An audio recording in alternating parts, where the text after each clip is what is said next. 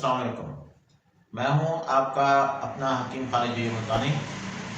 मेरे YouTube channel को subscribe करने, वीडियोस को लाइक करने, शेयर करने, व्यू करने पर आपका शुक्रिया।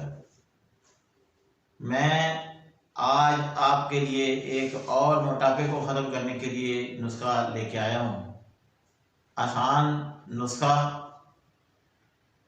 कम कीमत, घरेलू सतह पर तैयार होने वाला। कलवंजी तकरीबन 100 ग्राम ले लें, उसे बारीक पीस लें। अच्छी तरह पीसने के बाद उसमें चीनी जो है 100 ग्राम चीनी शामिल करें, उसे भी अच्छी तरह पीस कर उसमें शामिल करें। अब इसमें से सुबह और शाम को पानी के साथ तकरीबन 3 माशे जो हैं वो सुबह और 3 माशा जो है वो शाम के वक्त इस्तेमाल करें। क्यों समझ लें कि तकरीबन 2 से 3 चम्मच सुबह, 2 से 3 चम्मच जो है वो शाम के वक्त इस्तेमाल करें।